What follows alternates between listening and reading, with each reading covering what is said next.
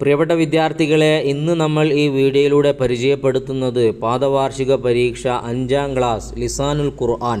പ്രധാനമായും എന്തൊക്കെ കാര്യങ്ങൾ ശ്രദ്ധിക്കണം, ഏത് രൂപത്തിലാണ് ചോദ്യം വരിക, പരീക്ഷയ്ക്ക് വേണ്ടി എത്ര പാഠം നമ്മൾ പഠിക്കണം എന്നീ വിഷയങ്ങളെക്കുറിച്ചൊക്കെയുള്ള നല്ല ഒരു വീഡിയോയാണ്. എല്ലാവരും മുഴുവനായി കാണാൻ പ്രത്യേകം ശ്രദ്ധിക്കുക.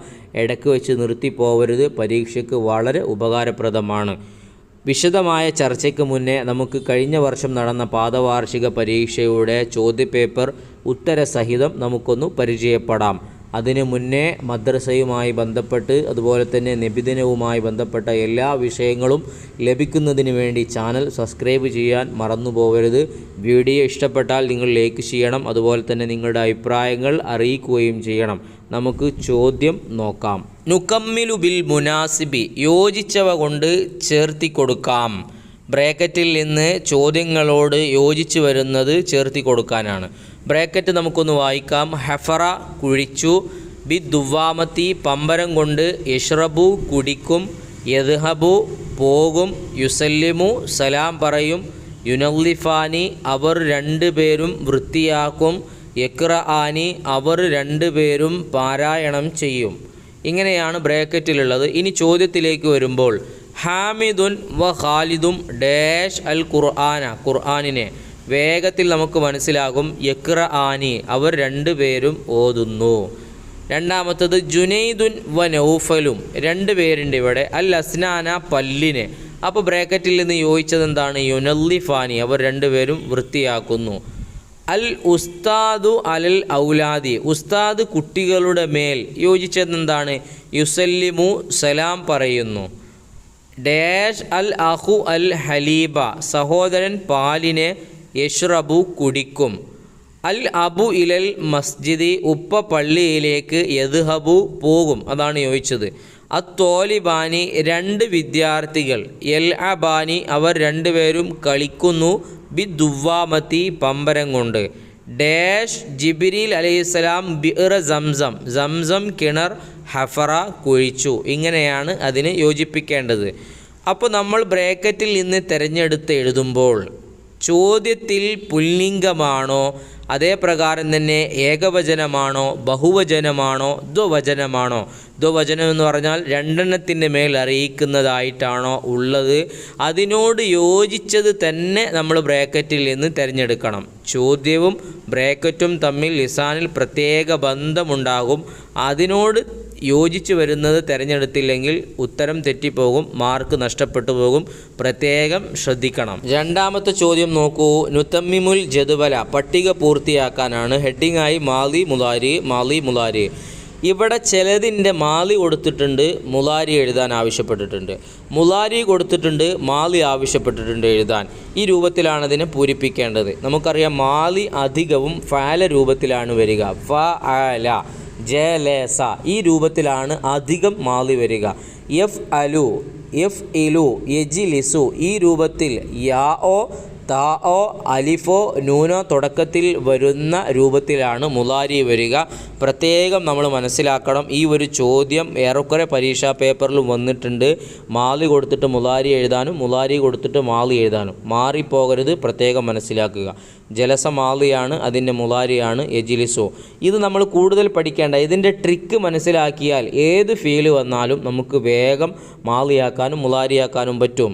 വജബ യജിബു, അമാത്ത യുമീത്തു, ജാഅ യജീഉ, ഷറഫ യുഷരിഫു, ഖറജ യഖ്റുജു, തഅല്ലമ യതഅല്ലമു, ഖള യഖ്ളി. ഇതൊക്കെ അല്പം പ്രയാസമുള്ളതാണ്. എളുപ്പമുള്ള ഫീലുകളല്ല, അല്പം ബുദ്ധിമുട്ടുള്ള ഫീലുകളാണ് ഇവിടെ ചോദിച്ചിട്ടുള്ളത്.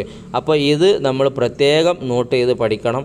മാതൃകാപരമായി ഫഅല യഫ്അലു എന്ന വസ്നിക്ക് വരുന്ന രൂപത്തിൽ നിന്ന് മാറിയിട്ടുള്ള ഫീലുകളാണ് ഇവിടെ ചോദിച്ചിട്ടുള്ളത്. അതാണ് ഞാൻ പറഞ്ഞത്, അല്പം ബുദ്ധിമുട്ടുള്ളതാണ് ഇതൊക്കെ. ഇത് നമ്മൾ പഠിച്ചു വെച്ചാൽ ബാക്കിയുള്ളത് നമുക്ക് വളരെ എളുപ്പമായിരിക്കും. പ്രത്യേകം ശ്രദ്ധിക്കുക. അടുത്ത ചോദ്യം നോക്കൂ. നുതർജിമു, പരിഭാഷപ്പെടുത്താനാണ്. മൂന്നാമത്തത്. അതിലൊന്ന് അൽ അബു യർഹമുൽ ഔലാദ, പിതാവ് കുട്ടികൾക്ക് കരുണ ചെയ്യുന്നു. 2 ഇഷ്തറ അബി മിന്ദീലൻ, എൻ്റെ പിതാവ് ടവൽ വാങ്ങി. അബീ എന്ന് പറഞ്ഞാൽ ഓരോന്നിൻ്റെ ശേഷവും യാവ് വന്നാൽ എൻ്റെ എന്നുള്ള അർത്ഥം വരും, ശ്രദ്ധിക്കുക.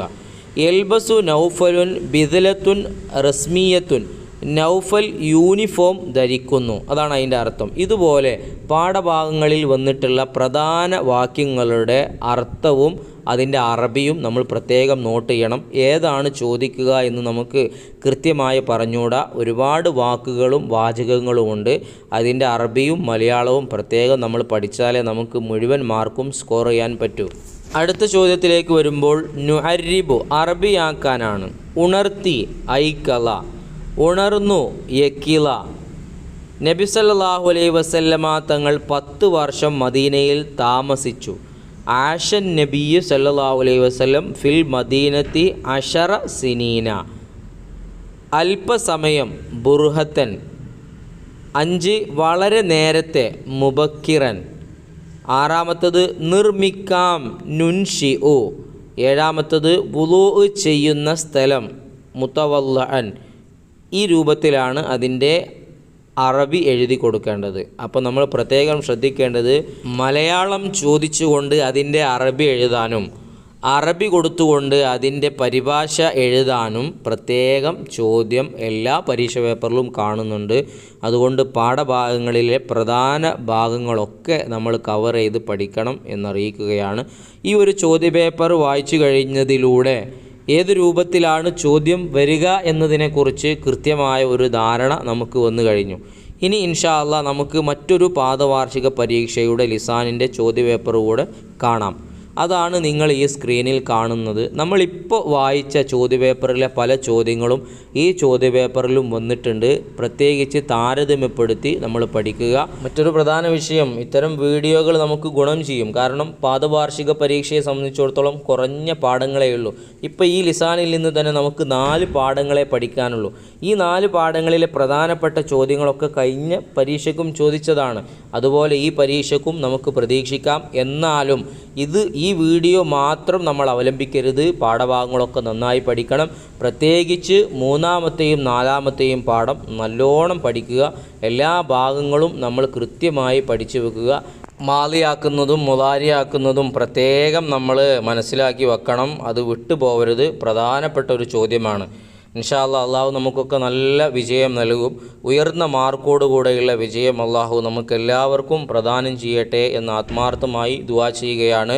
നിങ്ങളുടെ കൂട്ടുകാരിലേക്ക്, മദ്രസ ഗ്രൂപ്പുകളിലേക്ക് പറ്റുമെങ്കിൽ ഈ വീഡിയോ ഷെയർ ചെയ്ത് കൊടുക്കുക. കഴിഞ്ഞ വീഡിയോ ഒക്കെ ഉപകാരപ്പെട്ടിട്ടുണ്ടെങ്കിൽ, പല ആളുകളും ഉപകാരപ്പെട്ടു എന്ന് മെസ്സേജിലൂടെ അറിയിച്ചിരുന്നു. നിങ്ങൾക്ക് ഉപകാരപ്പെട്ടെങ്കിൽ അതും നിങ്ങൾ കമൻറ്റ് വഴി അറിയിക്കുക. ഇൻഷാ അല്ലാഹ് മറ്റു നല്ല നല്ല വീഡിയോയുമായി നമുക്ക് വീണ്ടും കാണാം.